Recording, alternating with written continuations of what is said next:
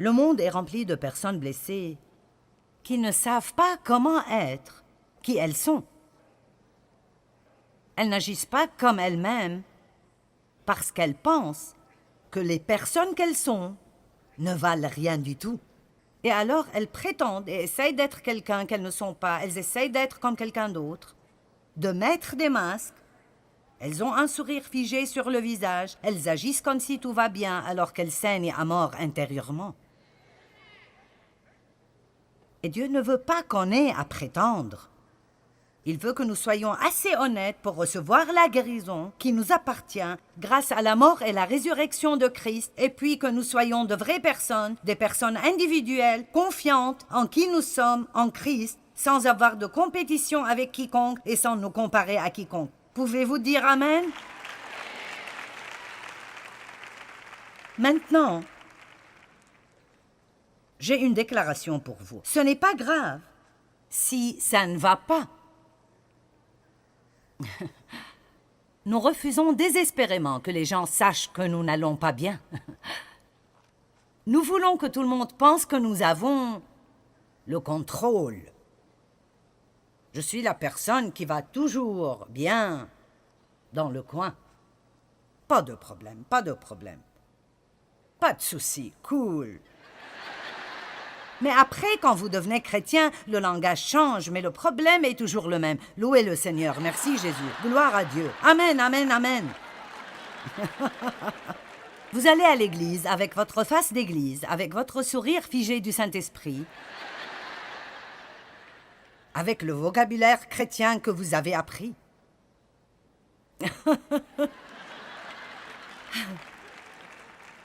Dave et moi, nous nous disputions en allant à l'église et à l'entrée louer le Seigneur. Gloire à Dieu. Merci Jésus. Amen, amen. Ouh, ouh, ouh. Au retour, nous nous disputions jusqu'à la maison. Je me mettais en colère contre lui parce qu'il voulait regarder du foot, et puis j'allais à la salle de bain et je pleurais toute la journée. Passais la journée à être déprimée. Faisais cela toute la semaine, et puis allais à l'église la semaine suivante, louer le Seigneur, gloire à Dieu. Allez, est-ce que quelqu'un passe par cela? D'accord. Mais je vous le dis, le Saint-Esprit veut détruire cela. Laissez-le détruire cela avant que vous ne soyez détruits. Et puis laissez-le reconstruire pour que tout soit en ordre. Vous ne pouvez pas recevoir d'aide de Dieu si vous n'admettez pas que vous avez besoin d'aide.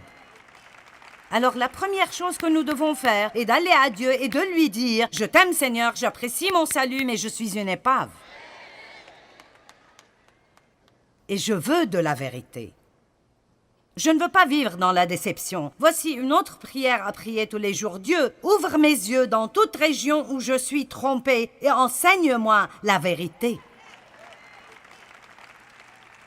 Nous parlerons un peu plus à propos de la déception dans l'un des autres messages parce que nous sommes si trompés dans tant de domaines et nous pensons que tous les autres ont un problème. C'est ta faute si je ne suis pas heureux, c'est ta faute. Et si tu avais fait ça, alors je n'aurais pas eu ce problème. Psaume 109, 22, regardons combien David a été honnête. Je suis malheureux et indigent et mon cœur est blessé au-dedans de moi. Je vous le dis, le psalmiste David était étonnamment réel avec Dieu. Comme vous lisez les psaumes, vous verrez qu'il ne jouait pas de jeu de prétention. Laissez-moi vous le dire encore, ce n'est pas grave si ça ne va pas. Si vous n'allez pas bien, vous n'avez pas à prétendre que vous allez bien. Vous pouvez dire, j'ai besoin d'aide. J'ai besoin de l'aide de Dieu. Jacques 5, 16. Confessez donc vos fautes l'un à l'autre, afin que vous soyez guéris et restaurés spirituellement dans votre âme. Nous savons que nous pouvons confesser nos péchés à Dieu et que notre pardon vient de lui. Mais c'est bien parfois de juste parler à quelqu'un et faire sortir certaines choses de vous. Le problème que nous avons aujourd'hui, et que la loyauté et l'honneur ont été abandonnés et que l'intégrité est un mot que beaucoup de jeunes personnes ne comprennent pas, plusieurs personnes trouvent que c'est difficile de trouver quelqu'un à qui elles peuvent parler et avoir confiance qu'ils vont garder leur secret. Mais il y en a encore. Choisissez sagement, mais trouvez un bon ami, un membre fiable de la famille, un leader spirituel fiable si vous avez besoin de parler à quelqu'un à qui vous pouvez parler. Je n'encourage personne à aller se faire suivre pendant 20 ans, mais si vous en avez besoin, ils sont tenus par la loi de ne pas divulguer vos secrets. Parfois, nous avons besoin de nous lâcher et de laisser tout ça sortir pendant des années et des années. Je veux dire que j'avais la vingtaine avant de dire à quiconque ce qui m'était arrivé. C'est dramatique de vivre avec un tel secret pendant tant d'années. Pourquoi n'ai-je dit à personne? J'avais peur de ce qu'on penserait de moi. J'avais peur que mon père découvre que j'ai dit à quelqu'un. J'avais peur que ma mère découvre que j'ai dit à quelqu'un. Et Satan veut que nous vivions dans la peur. Il veut pratiquement que nous ruinions nos vies et puis nous faire avoir peur que quelqu'un découvre un jour. Peut-être que tu étais dans la prostitution et maintenant tu as peur que quelqu'un découvre, quoi que soit votre cas. Les secrets enterrés vivants ne meurent jamais. Ils continuent à nous détruire.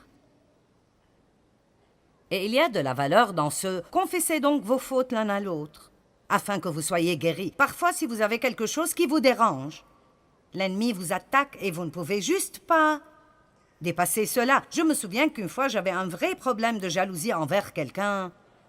Et je ne voulais pas ressentir cela. C'était stupide, mais j'ai vraiment ressenti cela. Et j'ai juste senti que le Seigneur me disait que je devais aller et dire à Dave et lui demander de prier pour moi. Eh bien, c'est humiliant parfois de devoir dire à quelqu'un par quoi vous passez ou ce que vous avez fait. Mais c'est dans cet acte même d'humilité que nous recevons l'aide de Dieu. Dieu aide les humbles. Dieu aide ceux qui sont prêts à dire « j'ai besoin d'aide ». Ne restez pas dans l'obscurité, seul. Ce qui est ramené dans la lumière est exposé.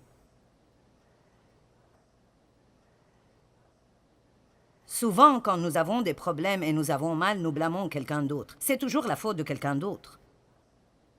Ça a commencé dans le jardin, le jeu du blâme. Et ça continue dans la vie de toute personne. Je l'ai fait, je suis sûre que vous le faites. Si je suis en retard pour le travail, c'est la faute de quelqu'un d'autre. Quelqu'un d'autre à la maison aurait dû faire quelque chose qu'il n'a pas fait, que j'ai dû alors faire ce qui m'a retardé. Allez. Il ne vous vient jamais à l'esprit que peut-être que nous aurions dû nous lever tôt et laisser une petite marche dans notre vie pour que nous puissions nous occuper de certaines des choses inattendues. Alors ne laissez personne vous blâmer pour leurs problèmes et ne blâmez personne pour les vôtres.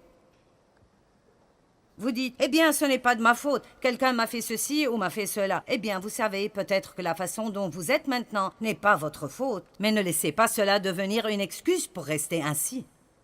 Je veux dire, vous savez, quand j'ai commencé à découvrir que Dieu s'occupe de toute ma vie, et ceci n'est pas juste une affaire où je suis sauvée et maintenant je me débrouille jusqu'à ce que j'arrive au ciel et alors je pourrai avoir un peu de joie. J'ai été étonnée quand j'ai découvert que j'avais une telle foi dans mon âme à cause des choses qui me sont arrivées dans mon passé et qu'il y avait une promesse dans la Bible pour couvrir chacune d'entre elles, qu'il n'y avait aucune peine avec laquelle j'étais obligée de vivre, que Dieu s'occupe de tout. Et j'avais besoin de découvrir ce qui était à moi à acheter, réglé et livré par le sang de Christ. Et j'avais besoin de commencer à ouvrir ces paquets et commencer à jouir de la vie que Jésus est mort pour que je l'obtienne. Peut-être que vous ne savez pas cela non plus. Peut-être que quelqu'un vous a traîné ici aujourd'hui. Peut-être qu'ils vous ont nourri et vous ont promis toutes sortes de choses si vous venez. Mais le fait est que vous êtes ici et vous n'êtes pas encore hors du bâtiment. Quand nous commençons une relation avec Christ, il y a un échange divin. Oh, j'aime cela. Il prend les mauvaises choses et nous en donne de bonnes. Je vous donne un exemple. Quand j'ai épousé Dave, je n'avais pas de voiture. Et Dave avait une voiture. Maintenant, dès que j'ai dit oui, j'ai eu une voiture. Qui a compris cela? Vous le comprenez maintenant, n'est-ce pas? Vous comprenez? Quand vous dites « Je reçois le Christ », c'est comme si vous disiez oui. Et toute sa bonté vient engloutir votre néant. Mon état de sans voiture a été englouti par une voiture. C'était merveilleux. Tout d'un coup, j'ai eu plein de trucs que je n'avais pas auparavant. C'est une bonne affaire. Jésus nous donne la joie au lieu du deuil, la bonté au lieu des cendres, la louange au lieu de la dépression, le respect pour nous-mêmes au lieu de la honte, le pardon au lieu du blâme, l'espérance au lieu du désespoir, la justice au lieu du remords, et plus, et plus, et plus, et plus. Mais vous ne pouvez pas garder les cendres et avoir la beauté. Maintenant, ça devient sérieux. Vous dites, que veux-tu dire? Eh bien, vous savez, si vous voulez avoir la vie magnifique que Christ veut que vous ayez, alors vous ne pouvez pas juste avoir une humeur déplorable le jeudi et vous asseoir toute la journée en pensant à toutes les misères que tout le monde vous a causées pendant toute votre vie, et combien vous êtes énervé, et comment vous allez vous venger, et vous allez les exclure de votre vie, et je ne ferai pas ceci, et je ne ferai pas cela.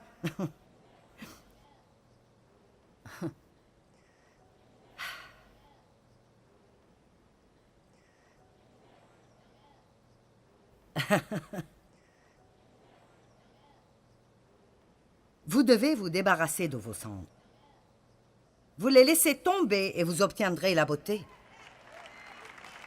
Amen. Mon frère est mort il y a 2 ou 3 ans à cause de l'alcool, de la drogue et de maladies mentales, et il était 9 ans plus jeune que moi. Il a eu toute opportunité d'avoir une vie magnifique. Il aurait pu être ici dans cette conférence ce soir à travailler avec notre équipe. Je n'ai pas le temps de vous dire toute son histoire, mais le temps qu'ils l'ont retrouvé dans ce bâtiment, son corps était extrêmement décomposé. Et nous l'avons fait incinérer et ils ont renvoyé ses cendres et nous les avons prises au plus bel endroit que nous connaissons. Et nous avons dispersé ses cendres. Il n'a pas eu une très belle vie, mais nous voulions que ses cendres finissent dans un bel endroit parce que nous croyons qu'à cause de son passé qu'il a vécu, que Dieu l'a reçu chez lui. Il avait accepté Christ comme son sauveur. Il était juste un type mal en point. Il était juste mal en point.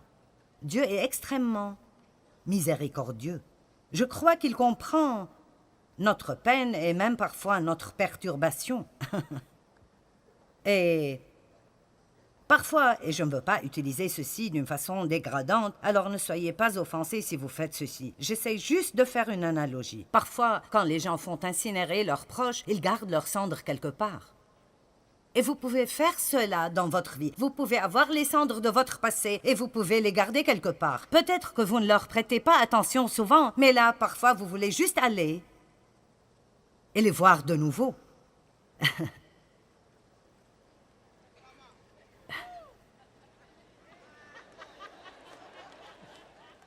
Je suggère que vous preniez les cendres de votre passé et que vous les dispersiez quelque part pour qu'ils se transforment en beauté. Amen? Vous voyez, là où j'ai mis les cendres de mon frère, il n'y a aucun moyen pour moi de revenir et de les rassembler. Dieu veut que vous sortiez d'ici ce soir déterminé de ne jamais dans votre vie passer une nuit de plus avec les grenouilles. Quoi? Comment es-tu arrivé aux grenouilles? Eh bien, allons à l'Exode chapitre 8.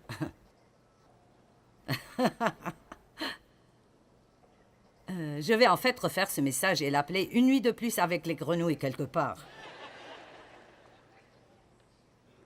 Exode 8. Les Israélites, dans l'esclavage en Égypte, ont crié à Dieu pour un délivreur. Moïse, qui était un type de Christ, leur a été envoyé. Pharaon, qui représentait le diable, ne voulait pas les libérer. Alors, Dieu a envoyé des plaies l'une après l'autre et a dit « Tu auras une vie misérable jusqu'à ce que tu laisses mon peuple partir. » Eh bien, l'une de ces plaies était les grenouilles. Exode 8:1. Puis l'Éternel dit à Moïse, « Va vers Pharaon et tu lui diras, ainsi parle l'Éternel, laisse aller mon peuple afin qu'il me serve. » Et je suis ici ce soir pour vous dire que nous annonçons au diable, laisse aller le peuple de Dieu afin qu'il puisse servir Dieu. Amen.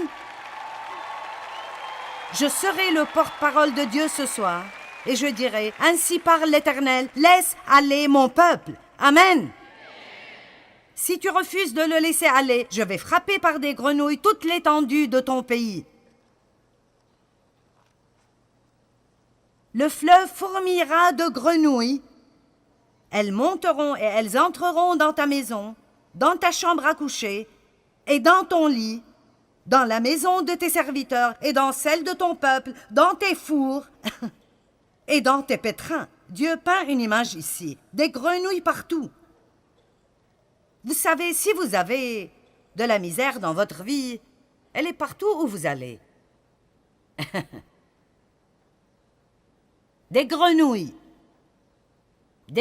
d'apitoiement, des grenouilles de colère, des grenouilles d'amertume, des grenouilles de haine. Allez, vous me suivez?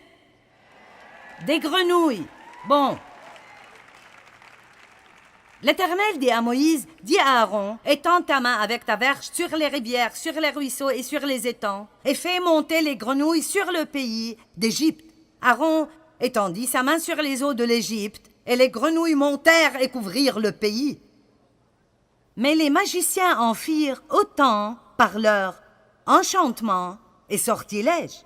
Ils firent monter plus de grenouilles. J'ai pensé que ceci est intéressant parce que c'est un peu comme Pharaon.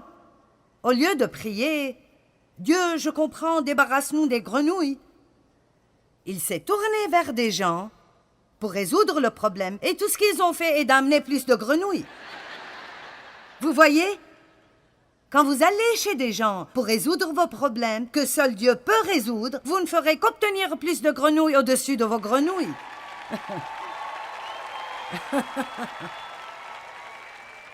Je veux dire, vous voyez une image, des grenouilles dans votre lit, des grenouilles qui mordillent vos orteils.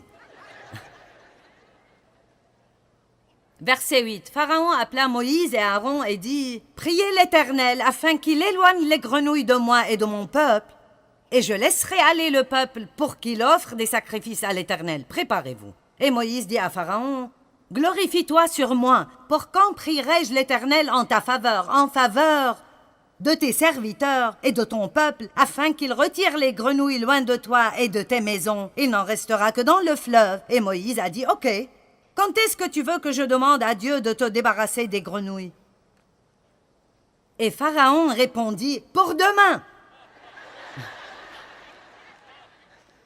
Maintenant, voulez-vous passer une nuit de plus avec les grenouilles? Pourquoi Pharaon voudrait-il passer une nuit de plus avec les grenouilles? Pourquoi n'a-t-il pas dit « Prie maintenant 7 minutes même » ? Qui dans ce bâtiment ce soir dirait « Pas une seule nuit de plus avec les grenouilles » ?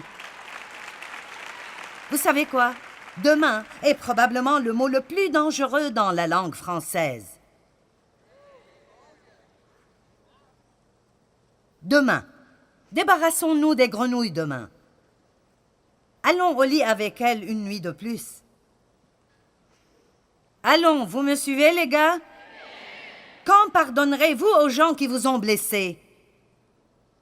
Quand arrêterez-vous de dire « c'est trop dur, c'est vraiment trop, ce n'est pas juste » ? Maintenant. Maintenant. Ceci est le jour que le Seigneur a fait. Vivons-le dans la joie et l'allégresse.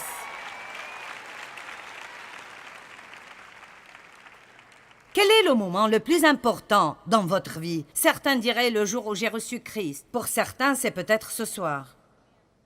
Certains diraient quand je me suis mariée, quand j'ai eu mes enfants. Vous auriez tous tort. Le moment le plus important dans votre vie est ce moment maintenant. Parce que c'est le seul que vous savez sûrement que vous l'avez. Tous les moments d'hier sont passés. Vous ne pouvez pas aller en arrière et changer ce que des gens vous ont fait. Mais vous pouvez prendre une décision aujourd'hui que vous ne passerez pas une nuit de plus avec les grenouilles. Vous ne laisserez pas ce que quelqu'un vous a fait il y a 20 ans continuer à ruiner votre vie.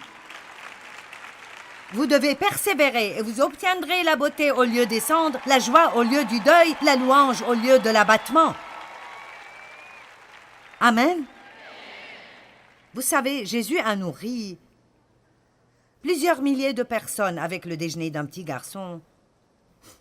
Et il n'y avait pas assez pour nourrir la foule. Il n'y avait qu'un peu de pain, un peu de poisson, des milliers de personnes. Mais le petit garçon a dit « Je te donnerai mon déjeuner, tu peux faire quelque chose avec. » Et bien sûr, Jésus l'a miraculeusement multiplié et a nourri toutes ces personnes. Écoutez, si vous donnez simplement à Dieu ce que vous avez, même si ce n'est pas assez pour réparer le problème, même si tout ce que vous lui donnez ce soir est votre vie brisée, gâchée et misérable, il fera quelque chose de miraculeux avec et il peut utiliser même votre passé brisé pour nourrir beaucoup de personnes. Amen. Je vous nourris aujourd'hui avec la parole de Dieu.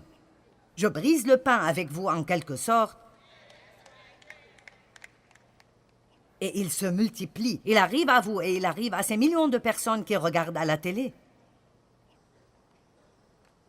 Et une chose incroyable est arrivée. Quand Jésus a fini de nourrir tous ces gens, ils ont ramassé 12 paniers pleins de fragments. Juste de petits fragments. Et Jésus a dit, ramassez les fragments pour que rien ne soit perdu. Écoutez-moi, si vous sentez que votre vie est juste une foire fragmentée ce soir, si vous laissez Jésus rassembler tout ça, il s'assurera que rien dans votre passé ne sera perdu. Votre peine deviendra le gain de quelqu'un d'autre. Votre foire deviendra votre message. Ce que vous avez traversé pourrait devenir votre miracle et certainement le miracle de quelqu'un d'autre. Vous savez, pendant plusieurs années, j'ai dit, eh bien, si seulement on n'avait pas abusé de moi. Si seulement on n'avait pas abusé de moi. Vous savez, quand Lazare est mort, sa sœur Marie a dit à Jésus, « Si seulement tu avais été ici, Seigneur, mon frère ne serait pas mort. Pourquoi n'étais-tu pas là? » Si souvent nous disons cela, « Pourquoi ne m'as-tu pas aidé quand j'étais dans cette situation? Pourquoi ne m'as-tu pas aidé quand on a abusé de moi? » J'ai demandé à Dieu de m'en sortir, j'ai prié. Il ne l'a pas fait. Il aurait pu le faire, il ne l'a pas fait. Joyce, tu n'es pas en colère contre Dieu? Il est de loin plus intelligent que moi. Et je vous dirai quelque chose, écoutez.